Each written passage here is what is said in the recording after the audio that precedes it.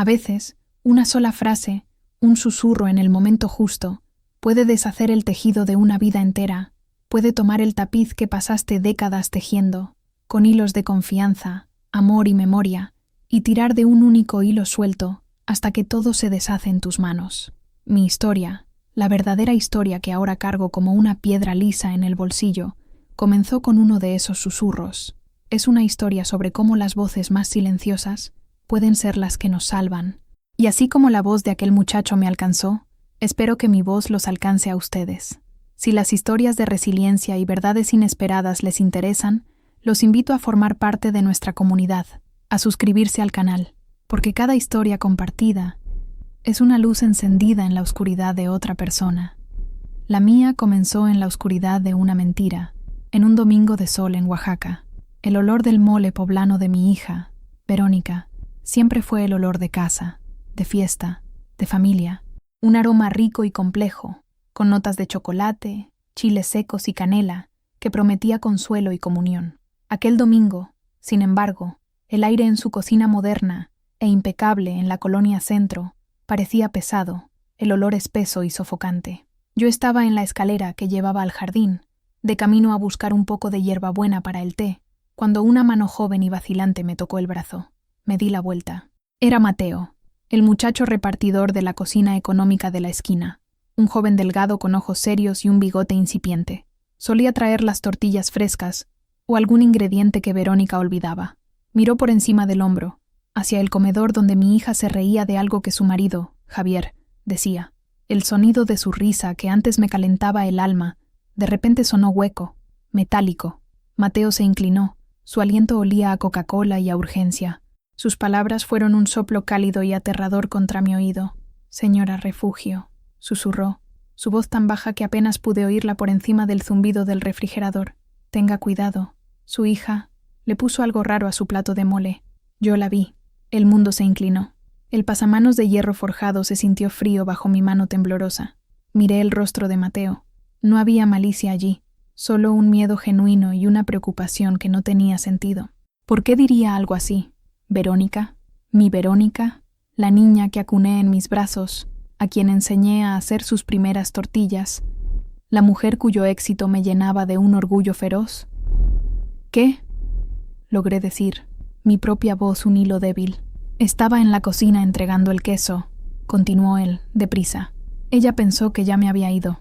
La vi machacar unas pastillas blancas, pequeñitas, y mezclarlas en el plato que dijo que era especial para usted. Dijo que era para ayudarla a descansar mejor. Tragó saliva. No me pareció bien, señora. La forma en que miraba el plato no era con amor. Un frío helado, más profundo que cualquier invierno en la Mixteca Alta, se apoderó de mí. Cada célula de mi cuerpo gritaba que era imposible, un error, una calumnia terrible. Pero otra parte de mí, una parte antigua y sabia que aprendió a leer los silencios y a descifrar las sombras en los ojos de las personas, sabía. Sabía que la advertencia de Mateo era la pieza que faltaba en un rompecabezas, que ni siquiera sabía que estaba armando. Las llamadas telefónicas susurradas de Verónica en el pasillo las últimas semanas, sus preguntas casuales, pero insistentes, sobre mis medicamentos para la presión arterial, su súbita curiosidad sobre los papeles viejos del terreno de la familia, cerca de Huajuapan de León, un pedazo de tierra que mi difunto esposo, Arturo, amaba más que a nada. «¿Mamá? ¿Estás bien?» La voz de Verónica sonó desde el comedor, falsamente alegre. «El mole se va a enfriar». Mi corazón latía descontroladamente contra mis costillas. Miré a Mateo, sus ojos suplicando que le creyera. Asentí, un movimiento minúsculo y tembloroso. Él retrocedió, desapareciendo por la puerta de servicio tan silenciosamente como había aparecido. Me quedé sola en la escalera, con el olor del mole subiendo, ahora nauseabundo, prometiendo no consuelo, sino un sueño del que podría no despertar. Tenía que tomar una decisión, allí mismo, y mi vida dependía de ello. Para entender el terremoto que provocó aquel susurro, es necesario entender el suelo sobre el que estaba parada. Mi nombre es Refugio Morales. Tengo 68 años y soy viuda desde hace 3. Mi Arturo se fue una mañana de martes, silenciosamente, como siempre vivió. Me dejó nuestra casita en el barrio de La Cruz, en Tlaxiaco, un silencio que resonaba y una nostalgia que se convirtió en mi sombra. Nuestra casa no es como la de Verónica.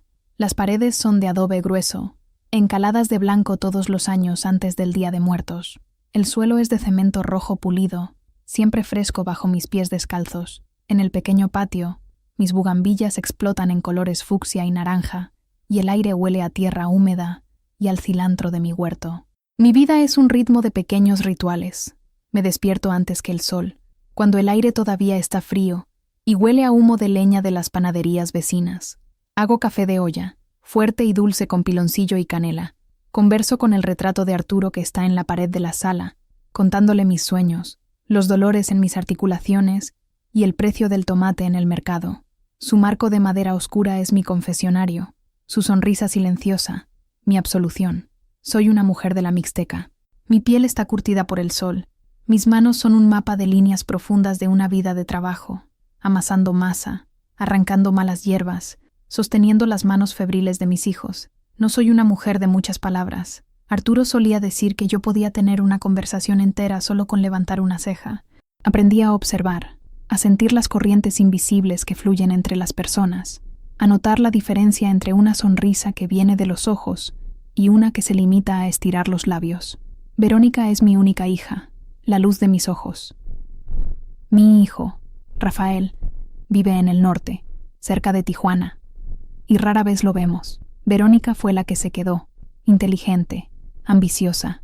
Desde pequeña soñaba con más de lo que Tlaxiaco podía ofrecer. Estudió mucho, consiguió una beca y se graduó en Administración de Empresas en la capital. Se casó con Javier, un arquitecto con grandes proyectos y una sonrisa aún más grande. Construyeron esa casa de revista en la Colonia Centro, con sus paredes de cristal, muebles minimalistas y una cocina que parecía el panel de control de una nave espacial. Sentía orgullo de ella, un orgullo que me llenaba el pecho hasta doler. Pero, en los últimos años, una distancia sutil se había instalado entre nosotros. Era como si ella hablara un idioma que yo ya no comprendía. Un idioma de marcas, de estatus, de preocupaciones por cosas que me parecían triviales. Cuando yo le hablaba de mi huerto, ella hablaba de inversiones. Cuando yo le mostraba un bordado nuevo, ella me mostraba su nuevo celular.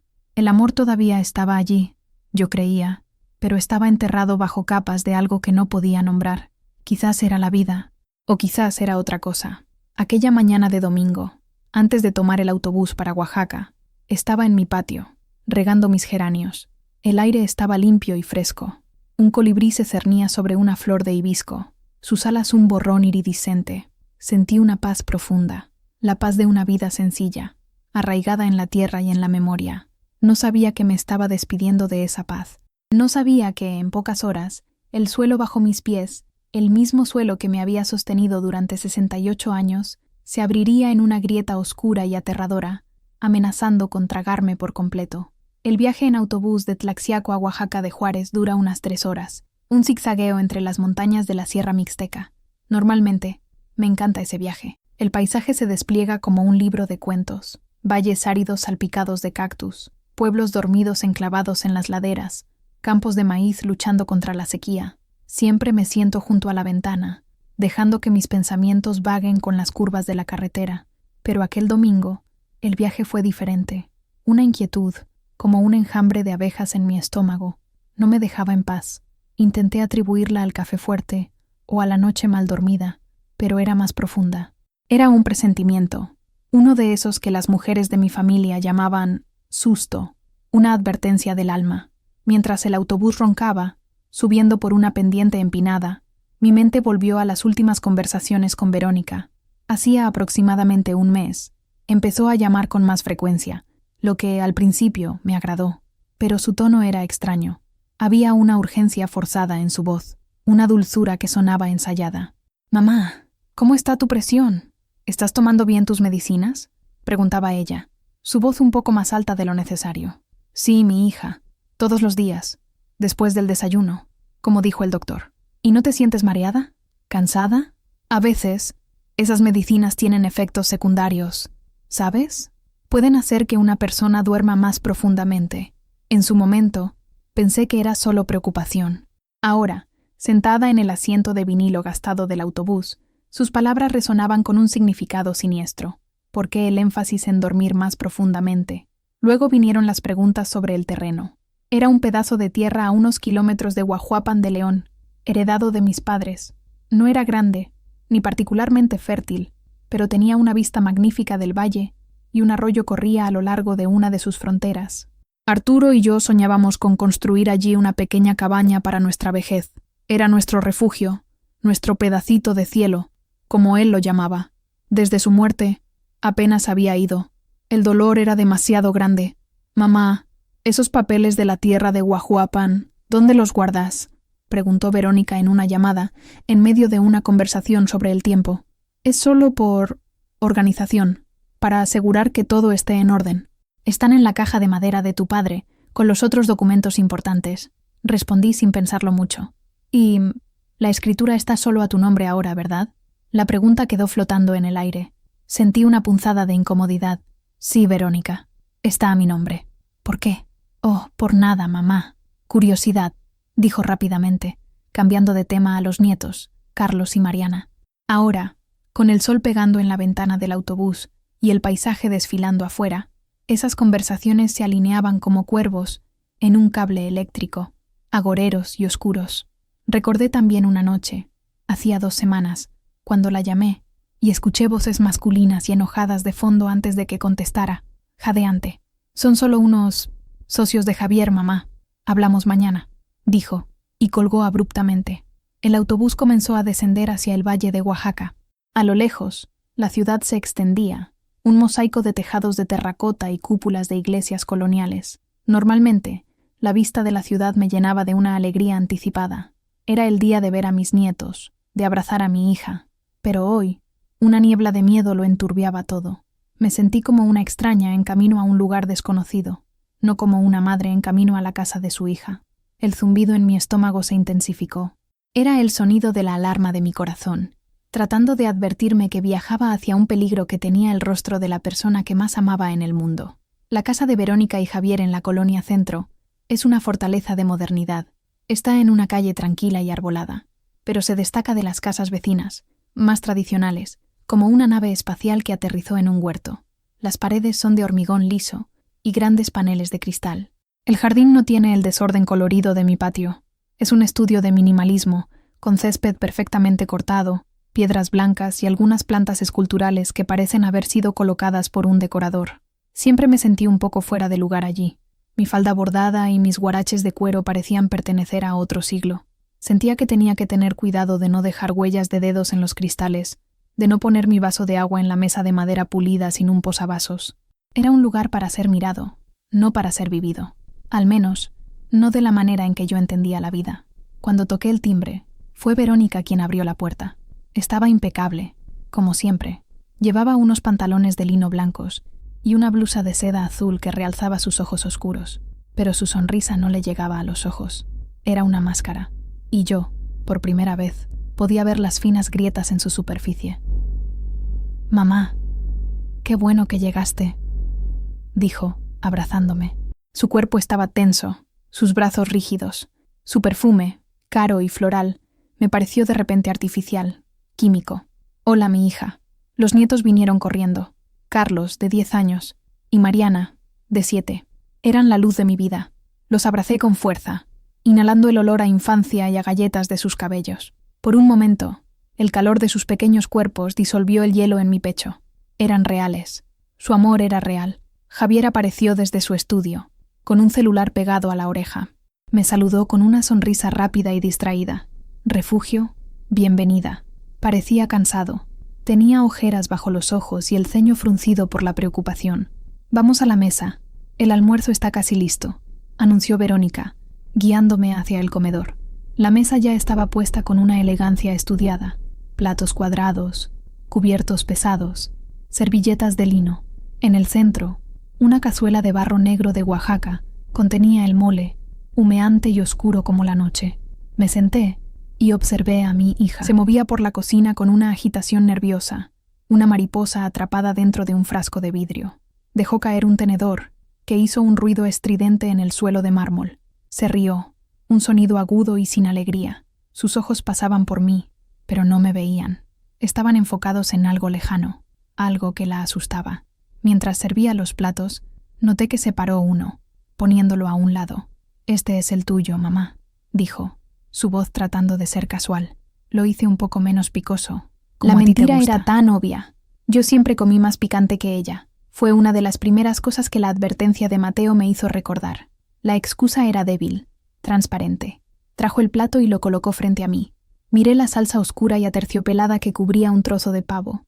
Se veía igual a todos los demás, pero yo sabía, con una certeza que me helaba los huesos, que era diferente. Era un arma disfrazada de alimento, un veneno servido con una sonrisa. Mi estómago se revolvió. El aire en la casa de cristal se había vuelto enrarecido, imposible de respirar. El almuerzo comenzó. Javier hablaba sobre un nuevo proyecto de construcción en Huatulco, pero su voz sonaba distante, como una radio en una habitación contigua. Los niños parloteaban sobre la escuela y los amigos. Verónica intentaba mantener la conversación, haciendo preguntas, riendo en los momentos adecuados, pero sus ojos no dejaban de desviarse hacia mi plato. Cada vez que levantaba el tenedor, veía un brillo de anticipación en su mirada, seguido de una sombra de impaciencia cuando lo bajaba de nuevo sin llevarme nada a la boca. Sentía las miradas de todos sobre mí, aunque probablemente era solo mi imaginación. Me sentí como un actor en un escenario, bajo un reflector cegador, sin saber mis líneas. El mole en mi plato parecía mirarme, un abismo oscuro y tentador. El olor que antes me confortaba ahora amenazaba con asfixiarme. «¿No tienes hambre, mamá?», preguntó Verónica, su voz teñida con una nota de preocupación que me pareció tan falsa como una flor de plástico. «Apenas has tocado la comida. ¿No te gustó? ¿Puedo traerte otra cosa?»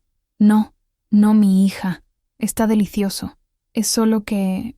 El viaje me dejó un poco mareada. Mentí, mi voz sonando débil y temblorosa a mis propios oídos. «Voy a comer despacio». Tomé un pequeño trozo de pollo, asegurándome de que estuviera cubierto con una generosa cantidad de salsa. Me lo llevé a la boca, pero no lo tragué. Lo mantuve debajo de la lengua, el sabor familiar ahora contaminado por el miedo. Mi mente corría a una velocidad vertiginosa. Necesitaba una excusa. Necesitaba salir de allí. Necesitaba pruebas. Fue entonces cuando recordé mi huerto. «Verónica», dije, mi voz ganando un poco de fuerza, «¿puedo ir a buscar unas hojas de hierbabuena a tu jardín?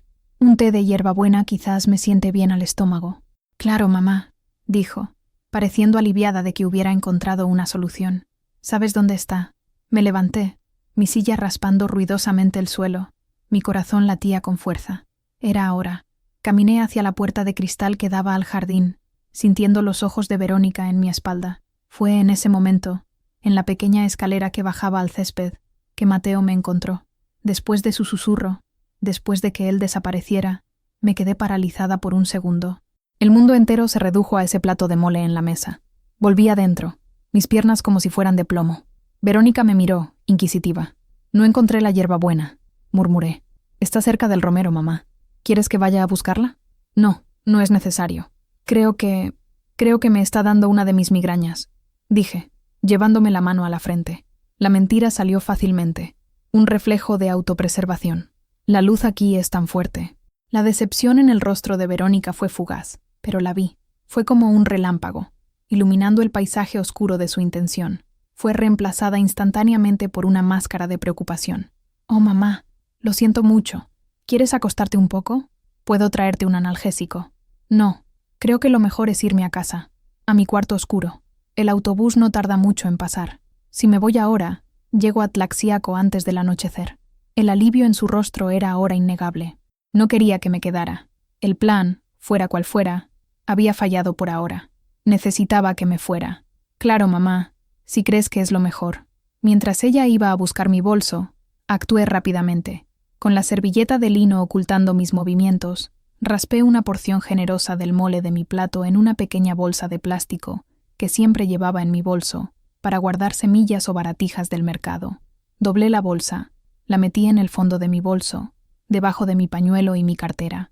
Mi corazón martilleaba contra mi pecho, un tambor de guerra. El acto me pareció surrealista, una traición en sí mismo. Estaba robando comida de la mesa de mi propia hija para usarla como prueba en su contra. El mundo estaba al revés. Mi cuerpo se movía por instinto, mi mente una mezcla de pánico y una claridad helada. El plan se formó en mi cabeza, no por pensamiento lógico, sino por una necesidad visceral de sobrevivir. Verónica regresó con mi bolso, y me ayudó a ponerme el rebozo. Su toque en mis hombros me hizo estremecer. ¿Estás segura de que no quieres que Javier te lleve, mamá? No, mi hija. No quiero molestar. El aire fresco de la caminata hasta la parada me hará bien. Necesitaba estar sola. Necesitaba aire. Me acompañó hasta la puerta. Los nietos vinieron a despedirse. Sus abrazos lo único genuino que había sentido en esa casa. Los abracé con fuerza, mi corazón rompiéndose. ¿Qué sería de ellos si el plan de su madre hubiera funcionado? Te llamo más tarde para ver si estás mejor, dijo Verónica besando mi mejilla. Su beso fue frío. Sí, respondí, sin poder mirarla a los ojos. Me di la vuelta y comencé a caminar por la calle arbolada, sin mirar atrás. A cada paso, esperaba que me llamara, que dijera que todo no era más que un terrible error. Pero lo único que escuché fue el sonido de la puerta cerrándose detrás de mí. La caminata hasta la estación de autobuses pareció durar una eternidad. El sol de la tarde pegaba fuerte en el pavimento, pero no sentía el calor. Solo sentía el frío que se había instalado en mi pecho. Mi bolso parecía pesar 1 tonelada. La pequeña bolsa de plástico con la muestra de mole quemaba como una brasa contra mi cadera. Dentro de mí se libraba una batalla. Una parte de mí, la madre, quería desesperadamente creer que Mateo se había equivocado, que yo había interpretado mal todo. Quería volver, acusarlo de mentir y abrazar a mi hija, restaurando el orden de mi universo. Quizás ella solo había añadido un suplemento de hierbas, algo que leyó en internet, que era bueno para los ancianos. Mi mente buscaba frenéticamente explicaciones inocentes, rutas de escape de esa horrible realidad, pero la otra parte de mí, la mujer que sobrevivió a sequías, a malas cosechas y al dolor de perder a un esposo, sabía la verdad. Veía la confluencia de todas las pequeñas señales, las preguntas sobre los medicamentos, el interés repentino en la tierra, las llamadas secretas, el plato especial. Eran migajas de pan que llevaban a una única y monstruosa conclusión. Mi hija, mi carne y mi sangre, había intentado hacerme daño. Cuando llegó el autobús, subí mecánicamente. Encontré un lugar junto a la ventana y apoyé la cabeza en el cristal frío, mientras la ciudad de Oaxaca quedaba atrás, sus luces comenzando a parpadear en el crepúsculo. Mi decisión se solidificó. La negación era un lujo que no podía permitirme. La duda era un veneno que me paralizaría. No iba a confrontar a Verónica. Todavía no. Ella lo negaría todo. Me llamaría loca, senil, y sin pruebas, sería mi palabra contra la suya. No, tenía que ser inteligente. Tenía que ser fuerte, como Arturo siempre me dijo que era. Tenía la muestra. Era mi única baza. Tenía que descubrir qué había en ella. Tenía que encontrar a alguien que me ayudara, alguien en quien pudiera confiar. El dolor de la traición era una ola abrumadora, pero debajo de ella, una corriente de ira fría y decidida comenzó a formarse. Ella no me iba a destruir, no la iba a dejar. Iba a luchar por mi vida, por mi dignidad y por la verdad. Por más fea que fuera, el viaje de regreso a Tlaxiaco fue una tortura silenciosa. El autobús estaba medio vacío, y los pocos pasajeros parecían envueltos en sus propios mundos. El sol se puso detrás de las montañas, pintando el cielo con tonos de naranja y púrpura, pero la belleza del paisaje no me conmovió, solo veía oscuridad. Cada curva de la carretera parecía llevarme más profundo en una pesadilla. Aferré mi bolso con fuerza en mi regazo. La pequeña bolsa de plástico adentro era un secreto terrible. Imaginaba su contenido filtrándose, contaminando todo lo que poseía. Mi mente no paraba de reproducir la escena en la cocina de Verónica, su mano machacando las pastillas, el polvo blanco desapareciendo en la salsa oscura. ¿Qué eran esas pastillas? ¿Somníferos? ¿Algo peor? ¿Qué habría pasado si me hubiera comido ese mole? ¿Me habría quedado dormida en la mesa? ¿Me habrían llevado al hospital, donde ella, como mi único pariente cercano, tomaría decisiones por mí? O quizás simplemente no despertaría más, y la causa de la muerte se atribuiría a un mal súbito, un fallo cardíaco, algo perfectamente plausible para una mujer de mi edad con presión alta. Un escalofrío me recorrió la espalda. La premeditación, la frialdad del plan, era lo que más me aterrorizaba. No fue un acto de ira en un momento acalorado, fue calculado. Ella había pensado en esto. Había conseguido las pastillas, había preparado el escenario, había ensayado su papel. Cuando finalmente llegué a Tlaxiaco, ya era noche cerrada. Las calles de mi barrio estaban silenciosas, iluminadas solo por la luz amarillenta de los postes de alumbrado público.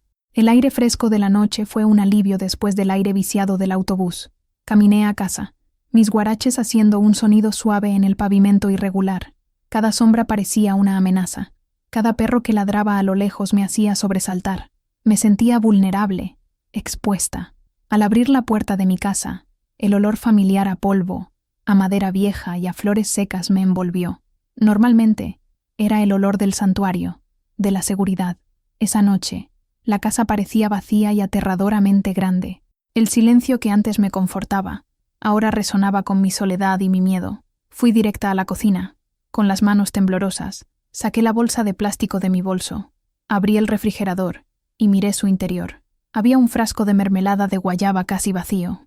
Vacié el resto de la mermelada en la basura, lavé y sequé el frasco cuidadosamente. Luego, transferí la muestra de mole al frasco, cerré bien la tapa y lo escondí en el fondo del refrigerador, detrás de unas zanahorias viejas. Era mi prueba, mi única esperanza. No pude comer nada. Hice un té de manzanilla, pero el líquido caliente no logró calentar el hielo en mi estómago. Me senté en mi sillón, el mismo donde Arturo solía sentarse a leer el periódico. Miré su retrato en la pared. Sus ojos parecían mirarme con preocupación. «¿Qué hago, Arturo?», susurré al silencio. «¿Qué hago ahora?». La respuesta no llegó, por supuesto. Se había ido.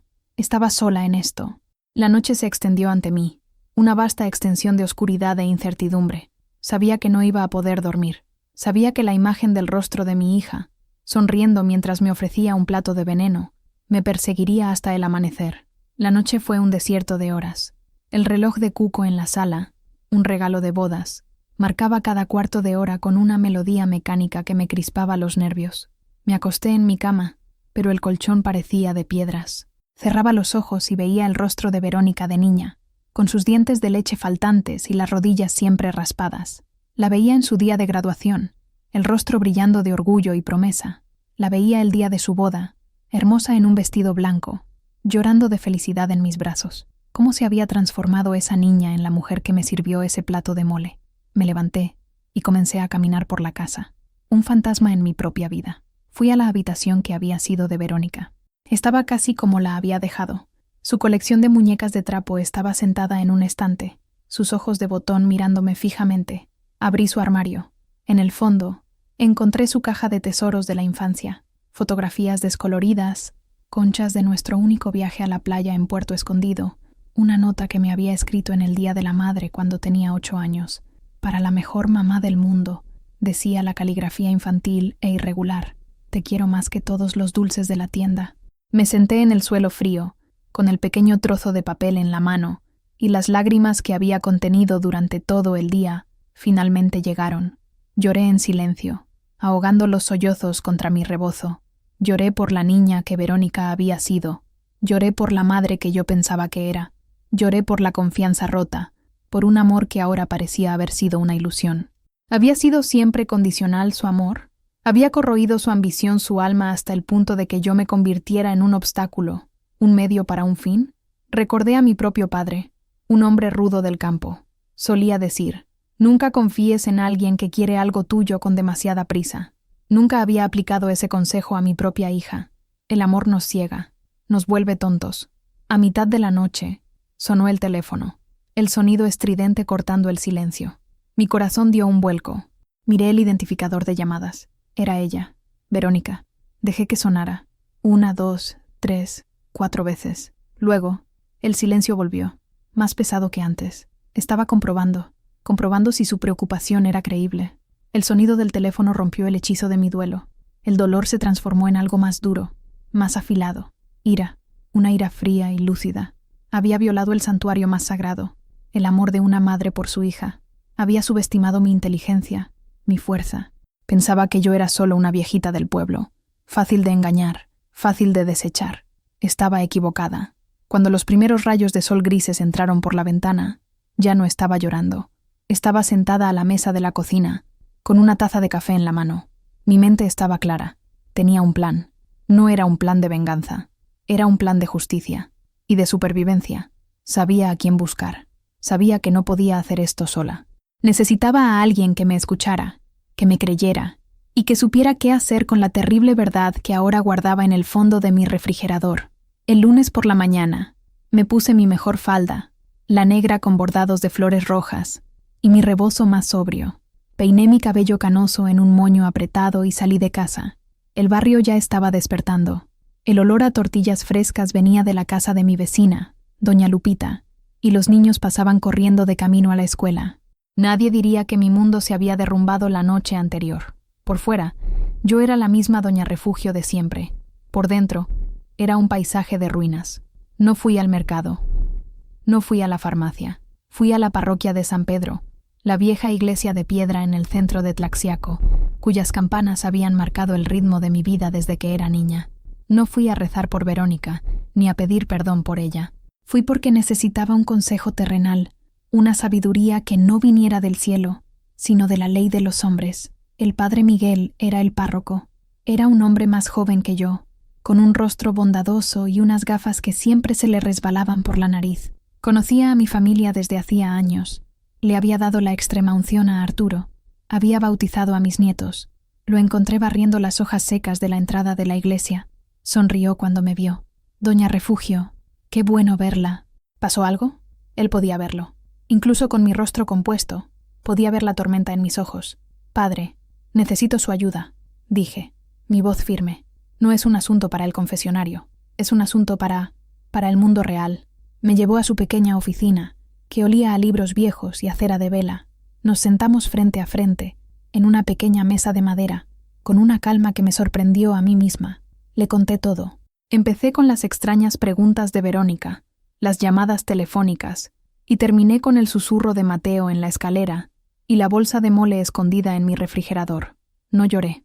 Presenté los hechos, uno por uno, como si estuviera describiendo la vida de otra persona. El padre Miguel escuchó en silencio, su rostro volviéndose cada vez más serio.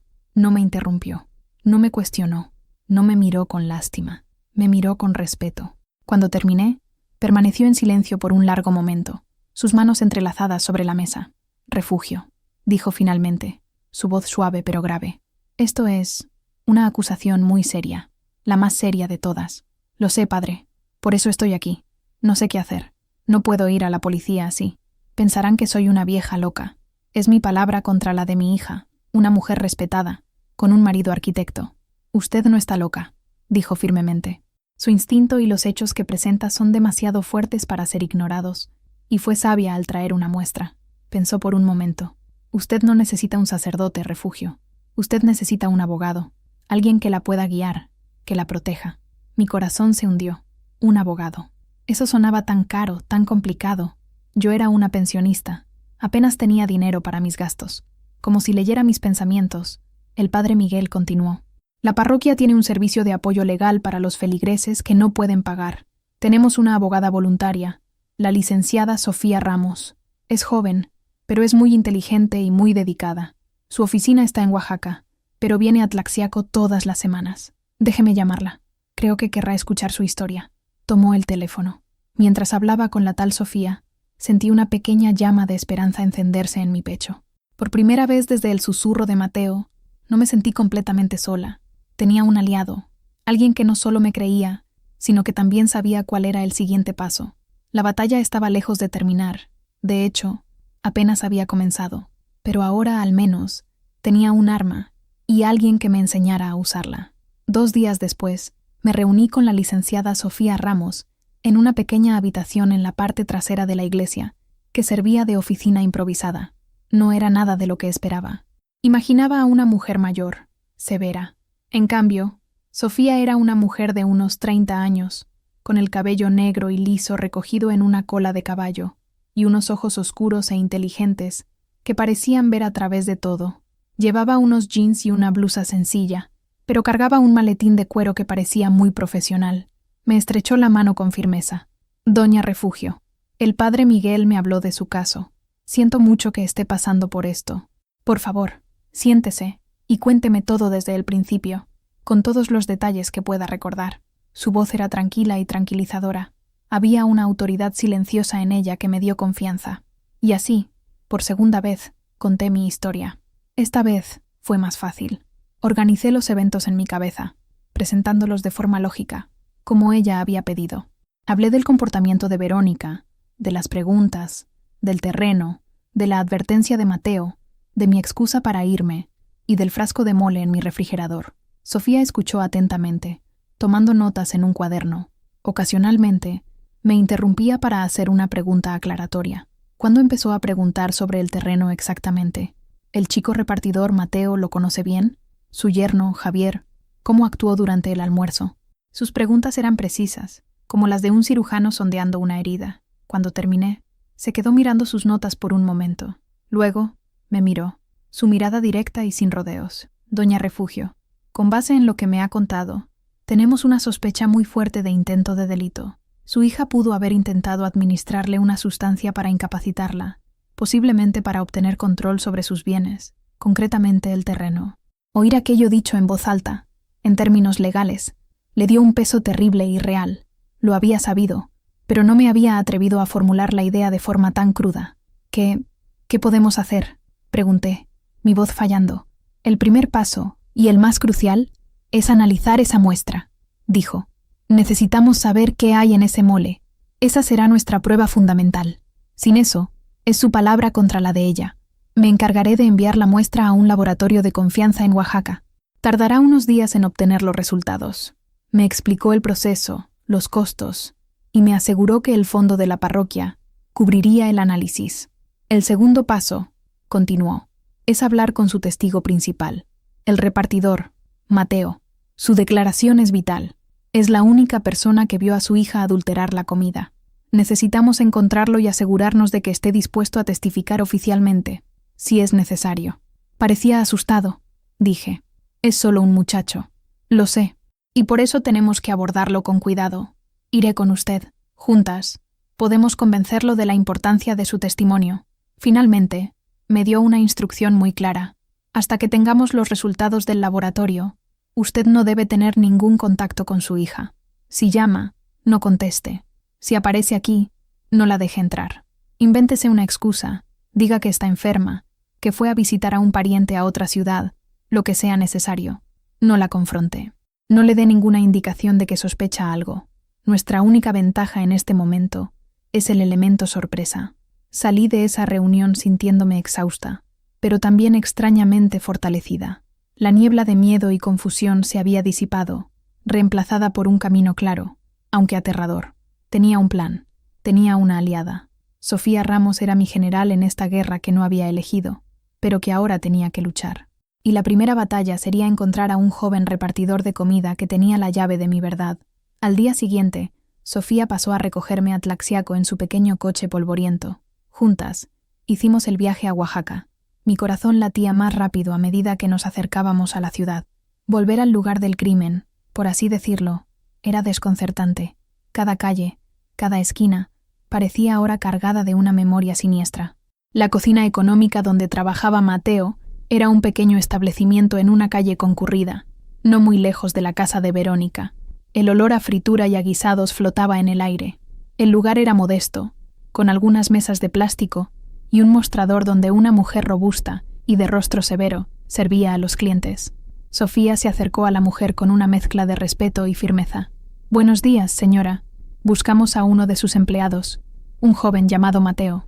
La mujer nos miró de arriba abajo, desconfiada. «¿Qué hizo?» «No hizo nada malo», la tranquilizó Sofía. «Al contrario, necesitamos su ayuda como testigo en un asunto importante». La mujer gritó el nombre de Mateo hacia el fondo de la cocina. Unos momentos después, apareció, limpiándose las manos en un trapo sucio. Cuando me vio, sus ojos se abrieron de par en par y palideció. El miedo era visible en su rostro. Miró nerviosamente a su jefa y luego a nosotras. «¿Podemos hablar contigo en privado un momento?», preguntó Sofía suavemente. Él dudó, pero luego asintió y nos llevó a un pequeño callejón al lado de la tienda, que olía a basura y a aceite de cocina viejo. El ruido de la calle parecía distante. «Mateo, mi nombre es Sofía Ramos. Soy abogada. Y esta es Doña Refugio», comenzó Sofía. «Sabemos lo que hiciste el domingo. Avisaste a Doña Refugio, y por eso te estamos inmensamente agradecidas. Es posible que le hayas salvado la vida». Mateo miraba sus zapatos gastados. «No quería causar problemas», murmuró. «Pero eso no estaba bien. La forma en que la señora Verónica miraba era como si estuviera haciendo algo muy malo». «Cuéntanos exactamente qué viste y oíste», pidió Sofía. Con cierta vacilación, Mateo repitió la historia que me había susurrado. Describió cómo había entrado en la cocina por la puerta de servicio para dejar el queso, cómo Verónica no lo había visto, cómo ella había sacado un frasquito del bolsillo, machacado 2 pastillas con el reverso de una cuchara y las había mezclado cuidadosamente en el plato de mole que estaba separado de los demás. Y la oí decir para sí misma algo como: «Con esto, vas a dormir como un ángel y dejarás de ser un problema», añadió, su voz casi inaudible. Cada palabra era un clavo en el ataúd de mi negación. Fui yo quien habló a continuación. «Mateo», dije, mi voz temblando ligeramente, «sé que tienes miedo. Mi hija y su esposo son gente importante, pero lo que dices es la verdad, y necesito que tengas el valor de contarla a quien sea necesario». Me miró, sus ojos jóvenes llenos de conflicto. «Pueden despedirme, o peor, su esposo, el señor Javier, conoce a mucha gente». «Yo te protegeré», dijo Sofía, su voz fuerte y segura. «Si alguien te amenaza o si pierdes tu trabajo por esto, seré tu abogada, y te garantizo que se arrepentirán. Lo que te pedimos es que firmes una declaración contando lo que viste. Por ahora, será confidencial. Solo la usaremos si es absolutamente necesario». Mateo pensó por un largo momento. Miró al suelo, a las paredes sucias del callejón, y finalmente a mí.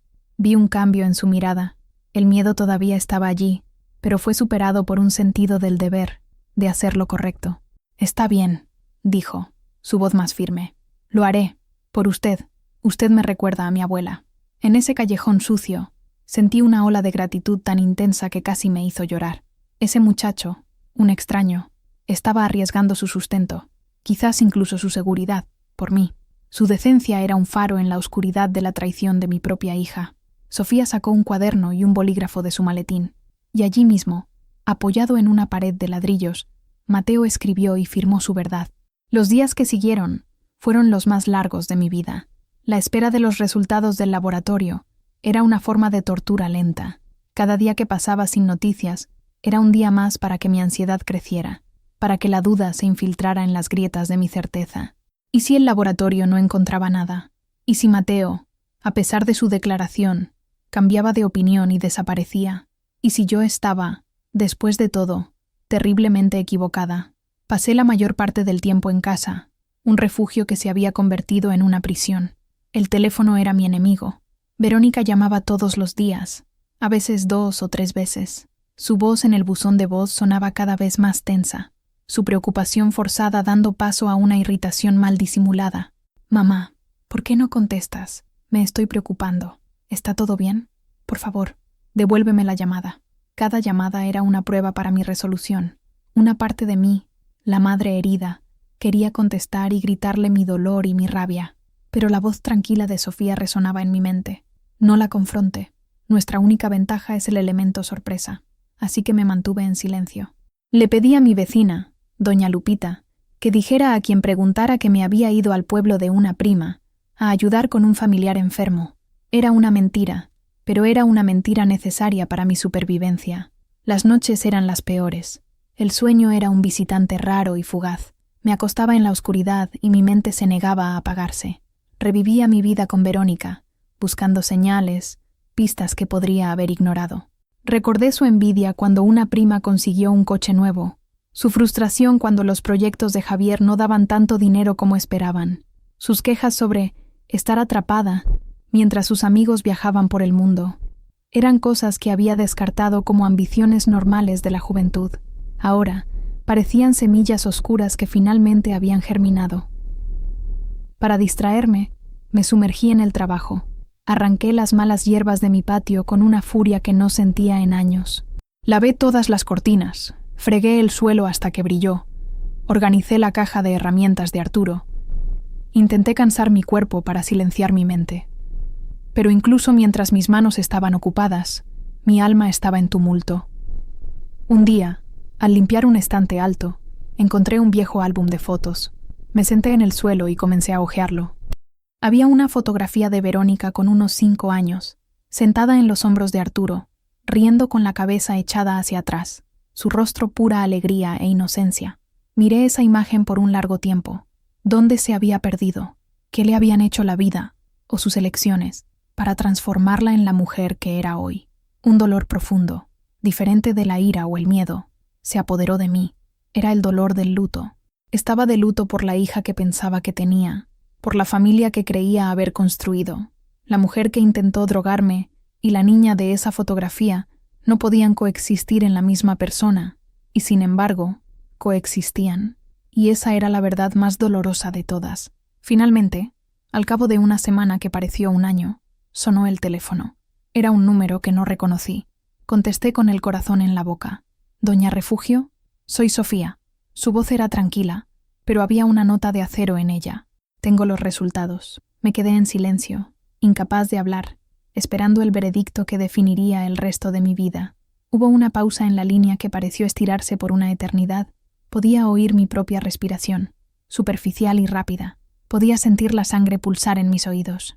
«¿Sofía?», logré decir, mi voz un susurro ronco. «Refugio, los resultados son positivos», dijo, su voz profesional pero no desprovista de empatía. La muestra contenía una dosis elevada de benzodiazepina, específicamente clonazepam. Es un sedante muy potente. La dosis encontrada sería suficiente para causar una sedación profunda en una persona de su edad, posiblemente llevando a un coma o, dada su condición de presión arterial, a complicaciones cardíacas fatales. Cerré los ojos. Sus palabras, clínicas y precisas, no disminuyeron el horror. Al contrario, le dieron un nombre, una forma, una realidad innegable. No era un suplemento de hierbas, no era un error, era un veneno, clonazepam.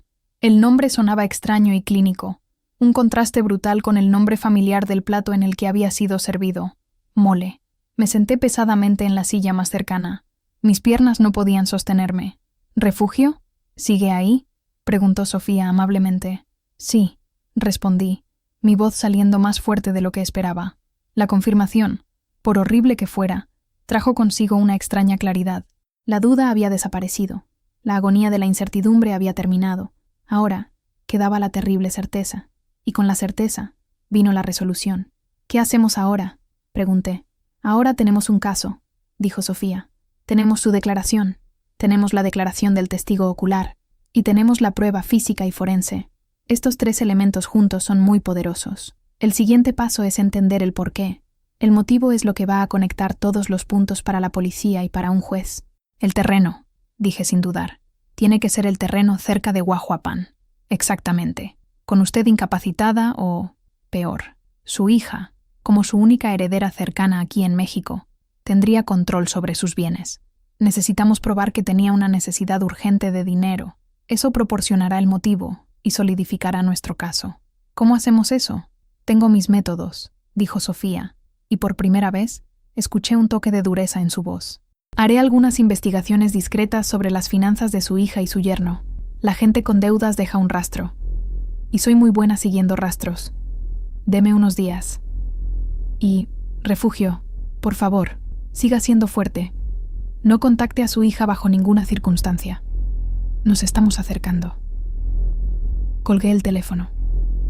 El pequeño papel del laboratorio, del que Sofía me dijo que me enviaría una copia, era más que un resultado de prueba. Era el punto de inflexión, la línea que se había trazado en la arena. Antes, yo era una víctima potencial, una madre aterrorizada y confundida. Ahora, era una superviviente, y tenía pruebas. Miré de nuevo el retrato de Arturo. «Me subestimaron, mi viejo», dije en voz alta. «Subestimaron a la viejita del pueblo. Un nuevo tipo de fuerza me recorrió. No era la fuerza del amor de una madre, que había sido tan cruelmente traicionada. Era una fuerza más antigua, más dura. Era la fuerza de una mujer que se negaba a ser borrada, a ser silenciada. La fuerza de alguien que iba a luchar, no por venganza, sino por la simple e innegociable verdad. Mi verdad». Sofía fue tan buena como su palabra. En los días siguientes, trabajó silenciosamente en segundo plano, sumergiéndose en el mundo financiero de Verónica y Javier. Para mí, fue otra espera, pero esta vez fue diferente. No era la espera pasiva y temerosa de antes.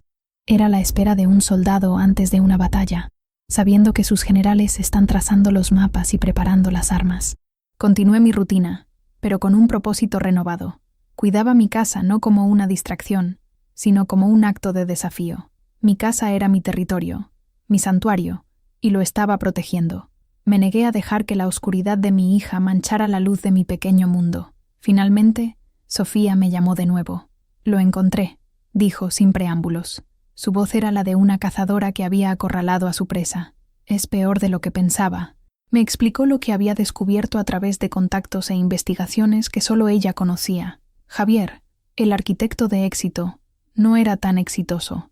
Sus últimos grandes proyectos habían fracasado, dejándolo con deudas enormes. Para mantener las apariencias, la casa de cristal, los coches, las escuelas privadas para los hijos, habían empezado a pedir dinero prestado. Primero a los bancos, luego, cuando los bancos les cerraron las puertas, a prestamistas menos formales. Deben una cantidad muy grande de dinero a un grupo de inversionistas de Puebla, explicó Sofía. Y estos no son el tipo de personas que aceptan un no como respuesta. Estaban siendo presionados, amenazados. El plazo para pagar una gran parte de la deuda se acercaba rápidamente. De repente, todo tuvo sentido. La tensión de Verónica, el aire cansado de Javier, las voces enojadas que había oído por teléfono. No era el estrés del trabajo, era el miedo, la desesperación. ¿Y el terreno?, pregunté. Y aquí está la pieza final del rompecabezas, dijo Sofía. Verifiqué los registros de propiedad y los planes de desarrollo de la región. Recientemente, el gobierno aprobó la construcción de una nueva carretera de acceso de Nochixtlán a Huajuapan, y esa nueva carretera va a pasar muy cerca de su terreno. Su pedacito de cielo aislado, como me dijo que su esposo lo llamaba, de repente se convirtió en un inmueble de primera calidad. Su valor se ha multiplicado por 10, quizás más, en los últimos 6 meses. Me quedé en silencio, asimilando la información. Mi pequeño refugio, el lugar de los sueños de Arturo, se había convertido en el catalizador de la pesadilla de mi vida. Verónica y Javier debieron de descubrir la valorización del terreno. En su desesperación, lo vieron no como una herencia, una memoria, sino como una salvación, una caja fuerte que necesitaba ser abierta. Y yo era la cerradura. Estaban acorralados, dije, más para mí misma que para Sofía. Sí, asintió, acorralados y desesperados. Y la gente desesperada hace cosas desesperadas. Vieron su terreno como la única salida. Y usted, desafortunadamente, estaba en el camino. La imagen completa estaba ahora frente a mí, nítida y horrible. No era solo codicia, era una combinación tóxica de codicia, miedo y un deseo abrumador de mantener un estilo de vida que ya no podían permitirse. Mi vida había sido pesada en la balanza contra una casa de cristal y la reputación, y había sido considerada menos valiosa. Entonces, ahora lo tenemos todo, dije, mi voz fría. El intento, el testigo, la prueba y el motivo. Sí, confirmó Sofía, lo tenemos todo. Ahora tenemos que decidir cómo usar esta información. Podemos ir directamente a la policía y presentar una denuncia formal. Serán arrestados. Habrá un juicio. Será público, confuso y muy doloroso para sus nietos. Hizo una pausa. O podemos intentar otro enfoque primero. Uno que nos pueda dar lo que queremos, justicia y seguridad para usted, de una forma más controlada. ¿Qué sugiere?, pregunté, confiando totalmente en su juicio. Sugiero una confrontación, dijo, pero en nuestros términos. La idea de confrontar a Verónica cara a cara me llenó de un pavor helado, pero la forma en que Sofía lo propuso no era una simple confrontación emocional, era una estrategia, una trampa cuidadosamente planeada. La policía estará involucrada, explicó Sofía por teléfono, pero no de la forma que ellos esperan. Hablé con un detective de mi confianza en la policía de Oaxaca. Él comprende la delicadeza de la situación. El plan es el siguiente. Usted va a llamar a su hija. Mi estómago se hizo un nudo. ¿Qué le voy a decir? Le va a decir que se siente mejor y que quiere ir a visitarla el próximo domingo. Va a actuar de forma perfectamente normal, como si nada hubiera pasado. Le dirá que extraña a los nietos y que quiere llevarles unas mermeladas caseras. Sospechará Sofía. Ignoré sus llamadas durante casi 2 semanas. Por eso usará la excusa que acordamos. Le dirá que estuvo en el pueblo de su prima, que allí no hay señal de celular, y que el familiar estuvo muy enfermo, pero ahora está mejorando. Parecerá perfectamente plausible. Su culpa hará el resto. Querrá creer que usted no sospecha nada. El plan era aterrador. Exigía que actuara, que le mintiera a mi propia hija, que fingiera un afecto que ya no sentía. Cuando llegue allí, continuó Sofía, estaremos cerca. Yo, el detective, de civil, y Mateo. El detective tendrá una grabadora. Usted comenzará la conversación. Hablará del almuerzo anterior. Dirá que se sintió extrañamente somnolienta después. La guiará, gentilmente, hacia el asunto. En el momento adecuado, entraré. Y presentaremos las pruebas, una por una. La declaración de Mateo, los resultados del laboratorio, las pruebas de las deudas. La acorralaremos con la verdad, con el detective como testigo. Una confesión obtenida de esta forma es extremadamente poderosa. El objetivo, explicó Sofía, era obtener una confesión clara e inequívoca. Con eso, podrían ser acusados sin el espectáculo de una larga investigación. Nos daría el control de la narrativa. Pasé un día entero preparándome mentalmente para esa llamada. Me senté con una taza de té y ensayé las palabras en mi cabeza. Tenía que sonar natural, cariñosa, un poco cansada del viaje, pero feliz de estar de vuelta. Tenía que ser la madre que ella esperaba que fuera, una vez más. Finalmente, con el corazón latiendo descontroladamente, marqué su número. Contestó al primer tono, su voz una mezcla de alivio y frustración. «Mamá, ¿dónde te habías metido?» Estaba muerta de preocupación. Respiré hondo y comencé mi actuación. «Oh, mi hija, perdona. Estuve en el pueblo de la prima Elodia, en Ixtlán. Su esposo estuvo muy mal, y allí en la sierra, tú sabes cómo es, no hay señal de nada. Pero podrías haber avisado antes de irte. Fue todo muy deprisa, mi vida. Pero ya está mejor, gracias a Dios. Ya estoy en casa. Estoy cansada, pero estoy bien». Hice una pausa, dejándola absorber la mentira. Estaba pensando, extraño tanto a Carlos y a Mariana. Pensé en ir para allá el domingo, si no es molestia. Hago mi mermelada de guayaba que tanto les gusta. Hubo un silencio al otro lado de la línea. Casi podía oírla pensar, evaluando mis palabras. ¿Estaba siendo sincera? ¿O era una trampa? Finalmente, respondió, su voz intentando sonar entusiasta. «Claro, mamá. Qué bueno. Nos dará mucho gusto. Ven para el almuerzo. Cocino algo especial. No te preocupes, mi hija. Algo sencillo está bien», dije. Las palabras «algo especial» enviaron un escalofrío por mi espalda. Hasta el domingo, entonces. Colgué el teléfono y mis manos temblaban. La primera parte de la trampa estaba montada. Yo había sido la carnada. Ahora solo me quedaba esperar el día en que tendría que entrar en la jaula con el depredador, que una vez llamé hija. El viaje en autobús a Oaxaca aquel domingo fue la antítesis de mi viaje anterior. Aquella vez viajaba hacia una verdad desconocida, envuelta en una niebla de presentimiento. Esta vez viajaba hacia una confrontación inevitable, armada con una verdad terrible. El miedo todavía estaba allí, pero ahora estaba mezclado con una determinación fría. No era una oveja camino al matadero, era una cazadora. Me vestí de forma sencilla, como siempre. Llevé una canasta con 2 frascos de mermelada de guayaba y un pan dulce que había comprado en la panadería. La normalidad de los accesorios era parte del disfraz. Tenía que ser la doña refugio de siempre, la abuela que venía de visita. Sofía y yo habíamos acordado los detalles. Yo llegaría sola. Ella, el detective Álvarez, un hombre de mediana edad, con un aire discreto y cansado, y Mateo, estarían en un coche aparcado al final de la calle, observando. Tenía el número de celular de Sofía en marcación rápida. El plan era que le enviara un mensaje de texto con una sola palabra, ahora, cuando sintiera que era el momento adecuado para que intervinieran. Cuando toqué el timbre de la casa de cristal, mi corazón martilleaba contra mis costillas como un pájaro enjaulado. La puerta se abrió y allí estaba Verónica. Forzó una sonrisa, pero sus ojos estaban llenos de cautela. Examinó mi rostro, buscando cualquier señal de que algo andaba mal.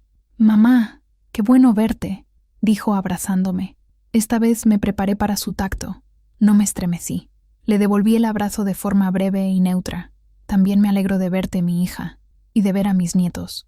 Carlos y Mariana vinieron corriendo y me abrazaron las piernas. Su afecto genuino era un bálsamo y una puñalada en el corazón.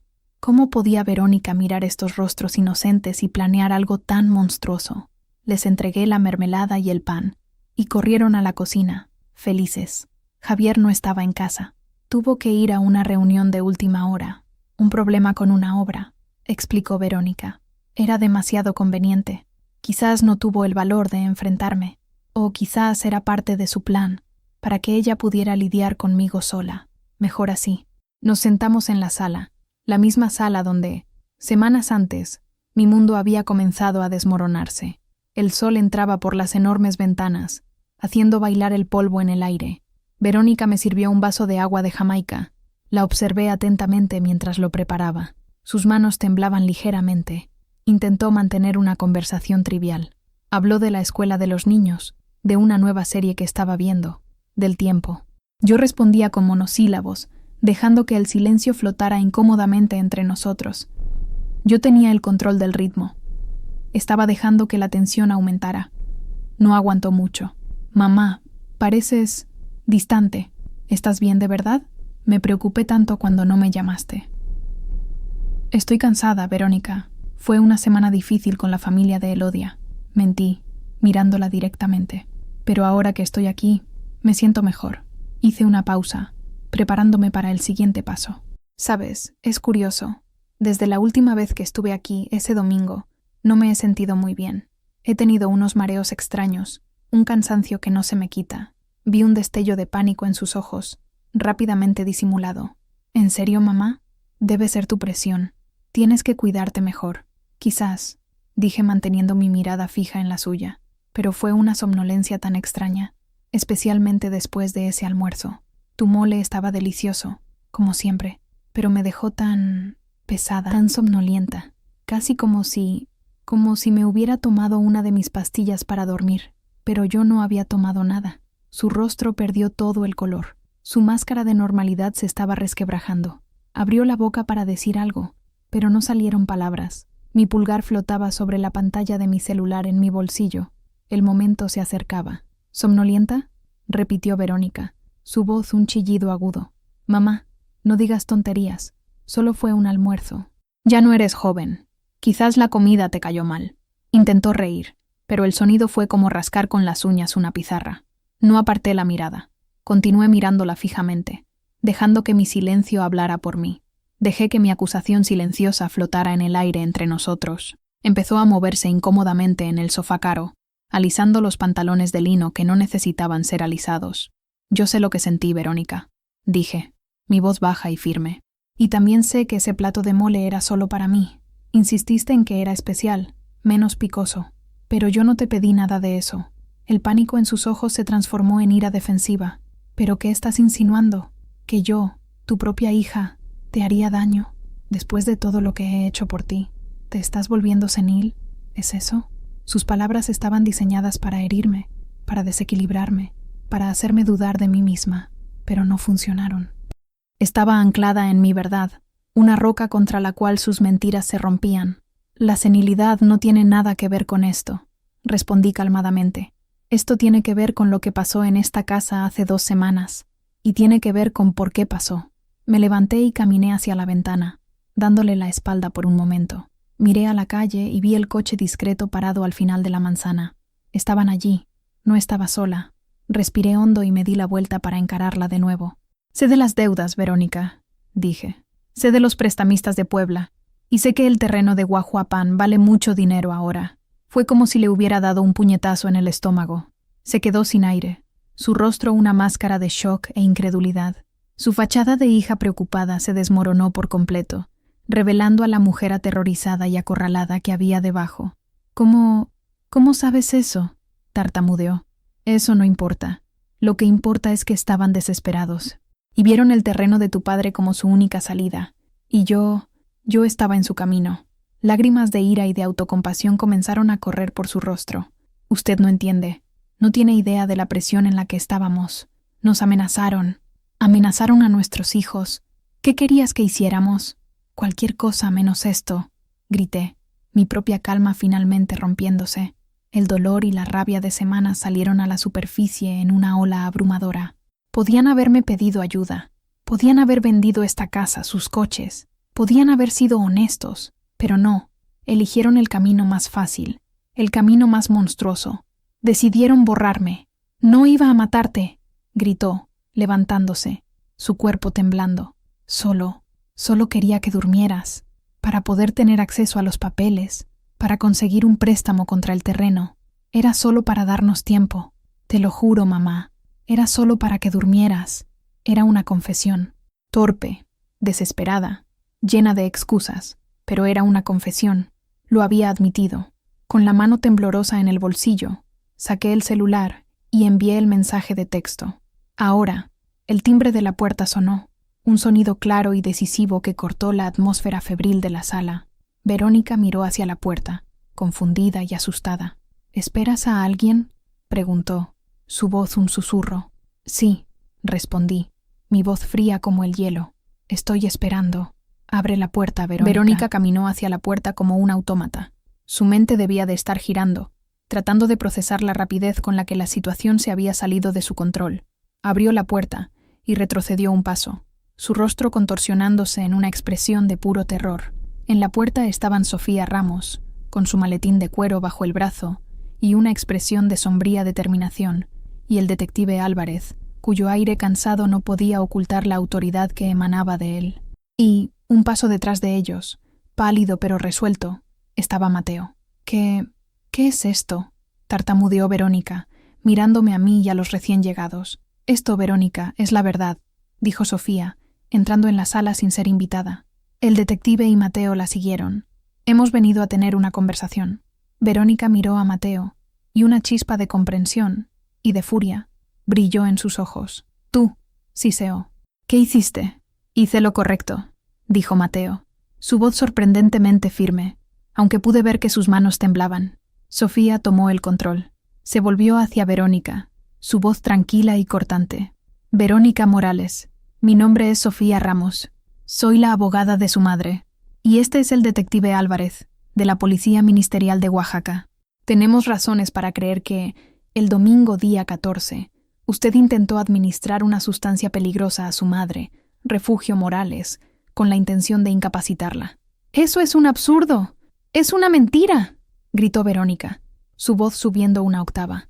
Mi madre está confundida, este muchacho está mintiendo para extorsionarme. ¿Lo está?, preguntó Sofía abriendo su maletín. Sacó un documento. Esta es una declaración firmada por el señor Mateo Cruz, en la que describe, en detalle, haberla visto machacar pastillas y mezclarlas en un plato de mole destinado a su madre. Puso el papel en la mesa de centro. Verónica lo miró como si fuera una serpiente. «Está mintiendo», repitió, pero su convicción se desvanecía. «Quizás», dijo Sofía sacando otro papel del maletín. «Pero, ¿y el laboratorio? ¿Estará mintiendo también el laboratorio?» Este es el resultado de un análisis forense de una muestra del mole que su madre guardó.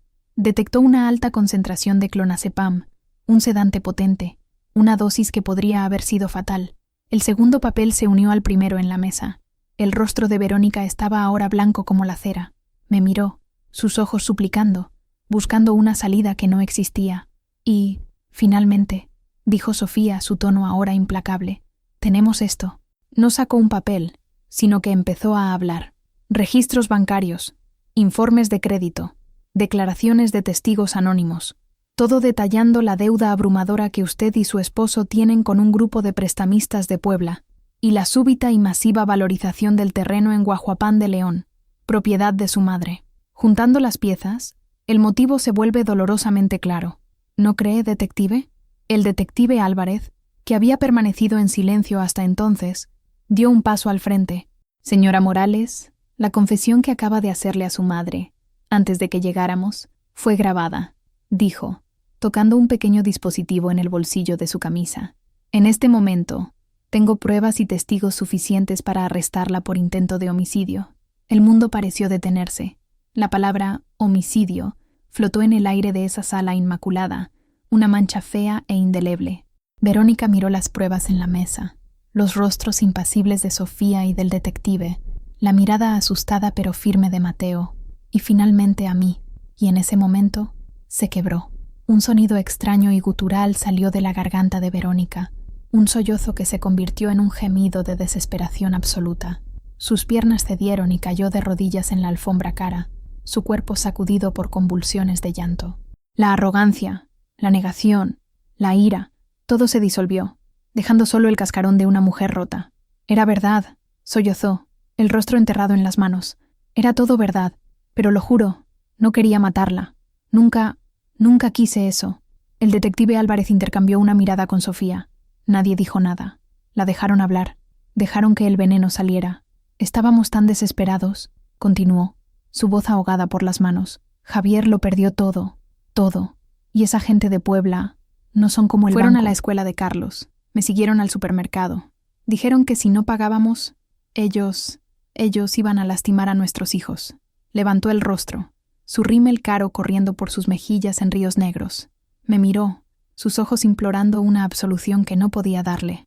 Descubrimos lo del terreno. Parecía un milagro, nuestra única salida. Pero usted nunca lo vendería. Usted ama ese pedazo de tierra más que a las personas. Es el recuerdo de papá, lo sé. Y necesitábamos el dinero, ahora. No podíamos esperar.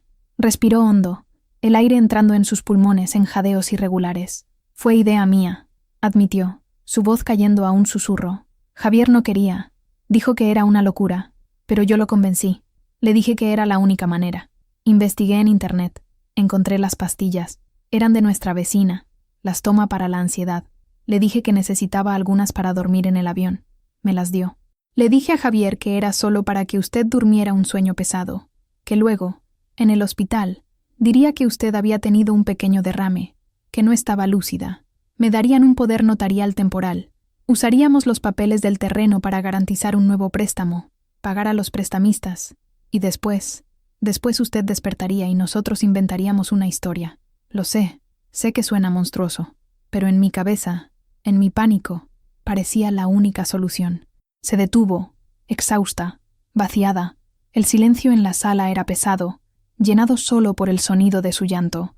La miraba a ella, a mi hija, arrodillada en el suelo de su hermosa casa, su vida en ruinas. No sentí triunfo, no sentí satisfacción. Solo sentí una tristeza inmensa y vacía, la tristeza de un amor que se había agriado, que se había transformado en algo irreconocible. El detective Álvarez dio un paso adelante. Verónica Morales, dijo, su voz formal, pero no cruel. Tiene que venir con nosotros. No le puso esposas. Creo que vio, como todos vimos, que ya era prisionera de su propio acto. No se resistió. Se levantó mecánicamente, su cuerpo moviéndose sin vida. Cuando pasó a mi lado, se detuvo y susurró una sola palabra. Perdón. No respondí. No había palabras para lo que había entre nosotros, solo un abismo de dolor y traición. La vi ser llevada fuera de su propia casa, entrando en un coche que la llevaría a una comisaría y a un futuro incierto. Sofía puso una mano en mi hombro. Mateo miraba al suelo, pareciendo tan perdido como me sentía yo. Los niños, afortunadamente, estaban en su habitación, jugando, ajenos al terremoto que acababa de destruir a su familia. Pero yo sabía que, tarde o temprano, las réplicas también los alcanzarían, y mi corazón se partió un poco más por ellos. La detención de Verónica fue el epicentro. Lo que siguió fueron las réplicas, los temblores secundarios que sacudieron todo y a todos a mi alrededor. La noticia se extendió, primero en susurros, luego en titulares discretos en los periódicos locales. Empresaria de Oaxaca acusada de intentar envenenar a su propia madre por herencia. La vergüenza era una manta pesada que me asfixiaba. Javier, su esposo, también fue implicado. Aunque no estuvo directamente involucrado en la adulteración de la comida, la investigación probó su complicidad en el plan general. Su carrera de arquitecto se evaporó de la noche a la mañana. La casa de cristal, el símbolo de su éxito, fue puesta en venta para pagar a los abogados y las deudas que seguían acumulándose. Mis nietos, Carlos y Mariana, fueron los más afectados. Con sus padres involucrados en procesos legales, los servicios sociales intervinieron. Al principio, querían ponerlos en un hogar temporal. Luché con uñas y dientes, con Sofía a mi lado a cada paso. Argumenté que necesitaban estabilidad, un rostro familiar. Después de semanas de burocracia y evaluaciones, conseguí su custodia temporal. Vinieron a vivir conmigo a mi pequeña casa en La Cruz. El cambio fue inmenso para ellos. Cambiaron sus habitaciones espaciosas y sus aparatos electrónicos por un pequeño cuarto compartido y mi patio polvoriento. Estaban confundidos y asustados. No comprendían totalmente lo que había sucedido, solo que su madre y su padre habían desaparecido. Las noches eran las más difíciles. Mariana tenía pesadillas. Carlos se volvió silencioso y retraído. Pasé horas sentada al lado de sus camas, cantando viejas canciones de cuna, contándoles historias de su abuelo Arturo, tratando de construir una pequeña isla de normalidad en medio del océano de caos que las acciones de sus padres habían creado. La comunidad se dividió. Algunos vecinos y amigos me miraban con lástima, trayéndome cazuelas de comida y ofreciendo palabras de consuelo. Otros cruzaban la calle para evitarme, sus miradas llenas de juicio. Escuché los susurros. ¿Cómo pudo hacerle eso a su propia hija? Familia es familia. No entendían. No sabían lo que era mirar un plato de comida y ver tu propia muerte. El proceso legal se alargó. Verónica, confrontada con las pruebas abrumadoras y su propia confesión, acabó declarándose culpable de un cargo menor, gracias a un acuerdo que sus abogados consiguieron. Intento de lesiones corporales graves, en lugar de intento de homicidio. Su cooperación y su remordimiento fueron tenidos en cuenta. Fue condenada a una pena de prisión, pero no a una pena larga. Durante todo este tiempo, no la visité. No pude. Recibí cartas suyas, llenas de peticiones de perdón y de disculpas. No las respondí. Mi silencio era el único lenguaje que me quedaba para expresar la profundidad de mi herida. El amor por ella no había muerto. Quizás el amor de una madre nunca muere completamente, pero estaba enterrado bajo los escombros de la traición. Y no tenía fuerzas para excavar. Los meses pasaron. Mi vida se convirtió en una nueva rutina, centrada en mis nietos, llevarlos a la escuela, ayudarlos con las tareas, cocinar sus comidas favoritas. Eran mi razón para levantarme por la mañana. En medio del dolor y la pérdida, eran mi ancla. Había perdido una hija, pero había ganado 2 hijos, y por ellos tenía que seguir, tenía que reconstruir, no solo mi vida, sino también la de ellos. La reconstrucción comenzó, como la mayoría de las cosas en mi vida, en mi patio. Un día, mirando mi jardín, vi que se había convertido en un reflejo de mi estado de ánimo, descuidado, lleno de malas hierbas, las flores luchando por sobrevivir. Decidí que era hora de cambiar eso. Empecé por arrancar las malas hierbas, una por una. Cada hierba que arrancaba parecía un pensamiento negativo, un recuerdo doloroso que estaba eliminando. Trabajé durante horas, bajo el sol de Oaxaca, hasta que me dolieron las manos y la espalda protestó. Al final del día, estaba exhausta, pero el cantero estaba limpio. Había espacio para algo nuevo. Al día siguiente, fui al mercado y compré semillas y plántulas. Cempasúchiles, cinias, dalias, colores vibrantes, llenos de vida. Carlos y Mariana me ayudaron, sus manos pequeñas y torpes cavando en la tierra, plantando las nuevas flores. Nos reímos cuando uno de ellos se ensució de barro hasta los codos. Fue la primera vez en meses que escuché una risa genuina en mi casa. El jardín se convirtió en nuestro proyecto. Lo regábamos todas las mañanas. Vimos, con una fascinación infantil, los primeros brotes perforar la tierra. Cuidar de esas plantas se convirtió en una metáfora de lo que estaba tratando de hacer con mis nietos y conmigo misma. Nos estábamos cuidando unos a otros, dándonos luz y agua, esperando florecer de nuevo. La casa también necesitaba una nueva vida. Con la ayuda de Sofía, logré acceder a una parte del dinero que Arturo me había dejado, dinero que apenas había tocado. Lo usé para hacer pequeñas mejoras. Pinté las paredes con un blanco fresco y luminoso. Compré camas nuevas y cómodas para los niños, e hice algo que Arturo y yo siempre habíamos pospuesto.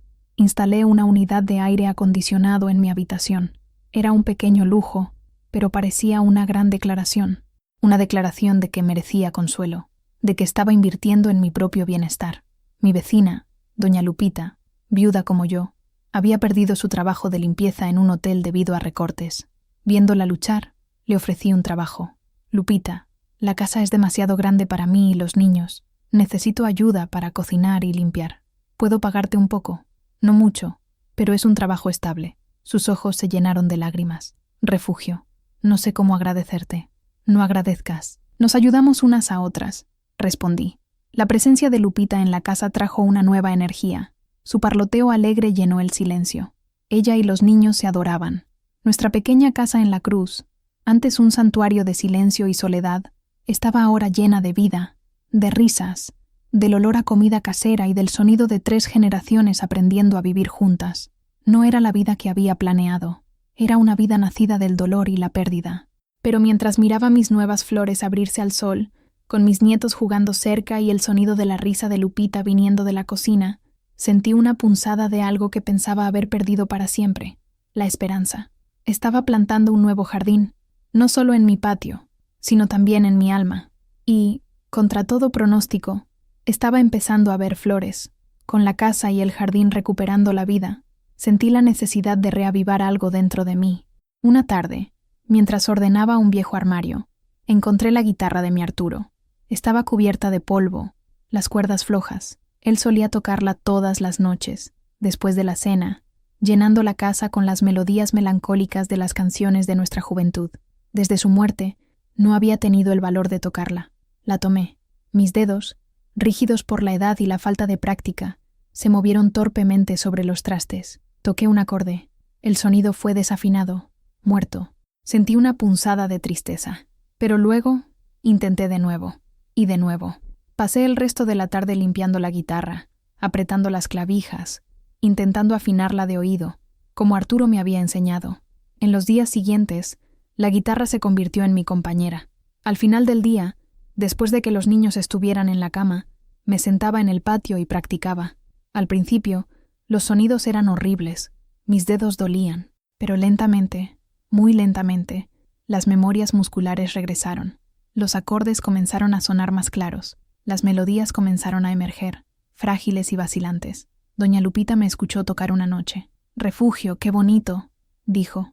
«Sabe, hay un grupo de música para la tercera edad en Saachila. Se reúnen todos los jueves. Mi primo toca con ellos. Debería ir». La idea me asustó.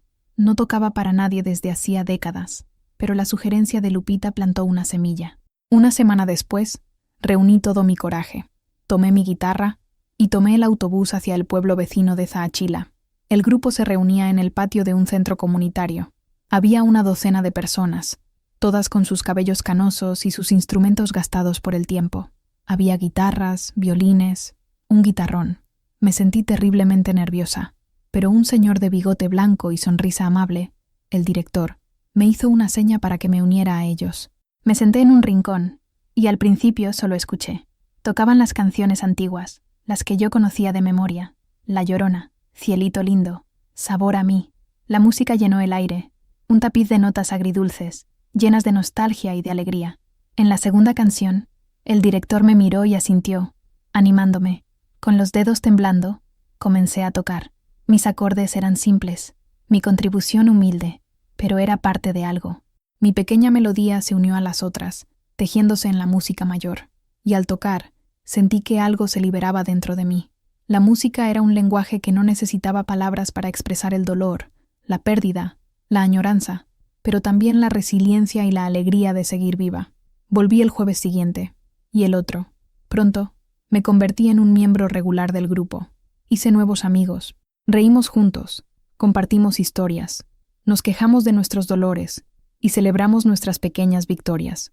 Encontré una comunidad, una familia que no era de sangre, sino de espíritu y de música. Tocar la guitarra no borró mi dolor, pero me dio una forma de transformarlo. Cada nota que tocaba era un acto de resurrección. Era yo diciéndole al mundo, y a mí misma, que a pesar de todo, la música dentro de mí no había muerto. Y mientras hubiera música, habría vida.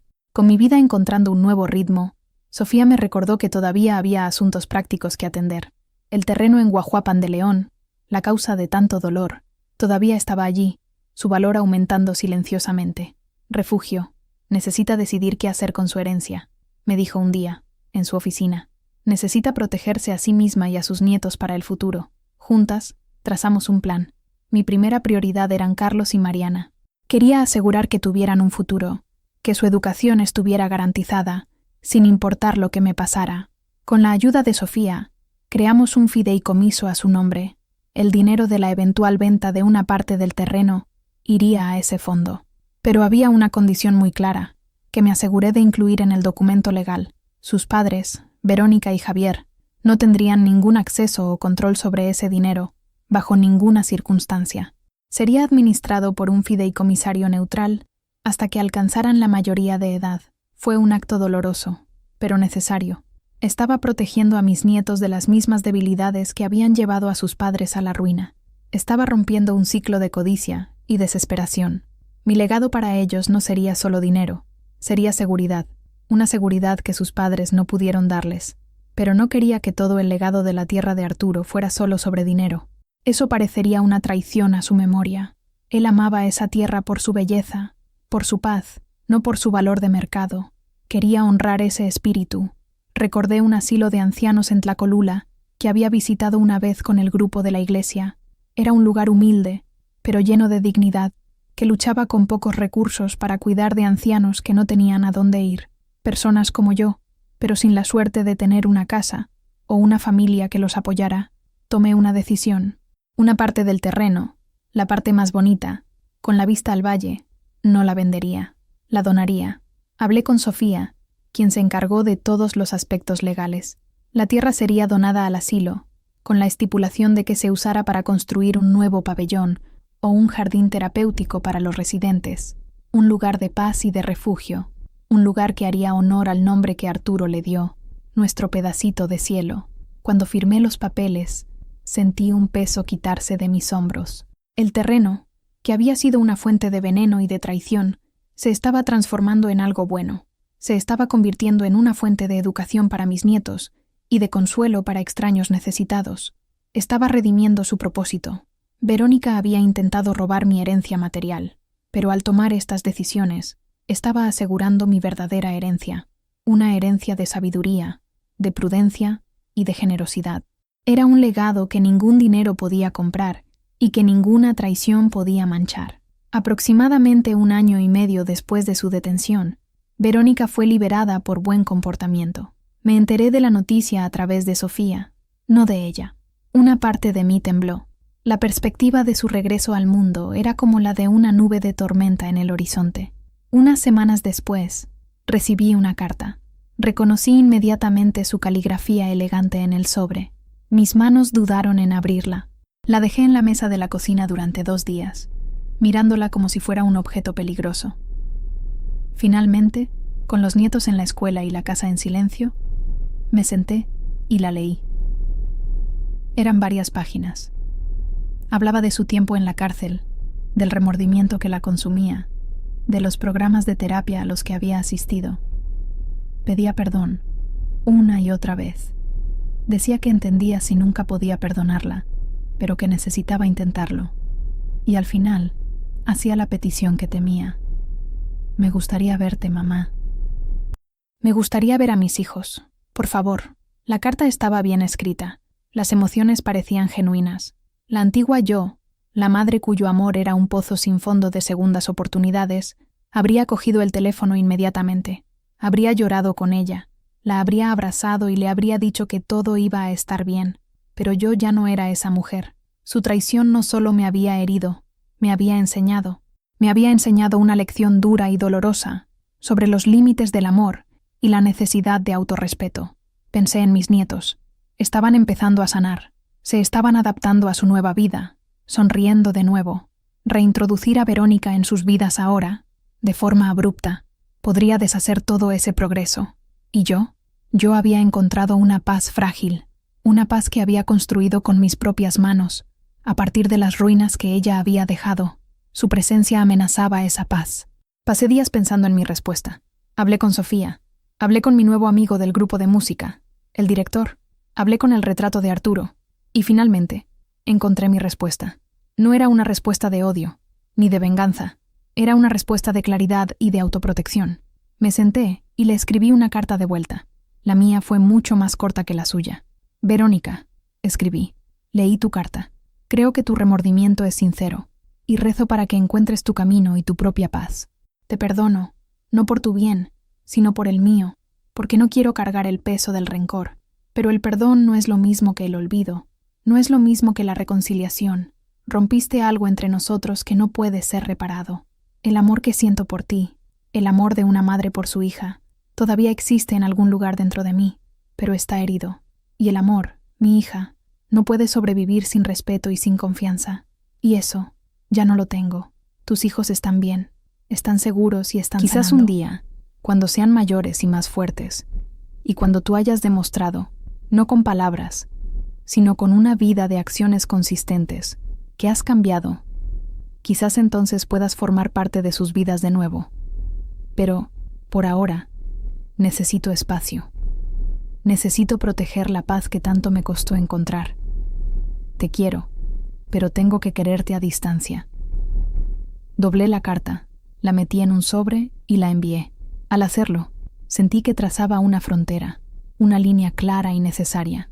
Era la frontera final, la que separaba a la mujer que era de la mujer en la que me había convertido.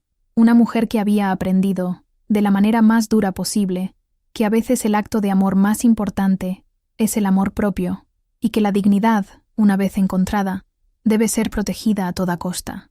Hoy, mi vida es pequeña, pero es mía. La casa en la cruz ya no parece vacía.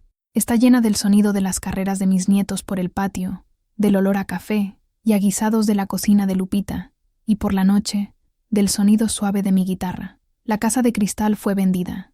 Verónica, he oído, se mudó a otra ciudad, a Puebla, para intentar empezar de nuevo. Javier también. No forman parte de nuestro día a día. Son figuras distantes, historias que un día tendré que contarles a mis nietos en su totalidad, pero todavía no. Por ahora, solo saben que sus padres cometieron errores y que están viviendo en otro lugar. Es suficiente. El fideicomiso para su educación está creciendo, seguro e intocable.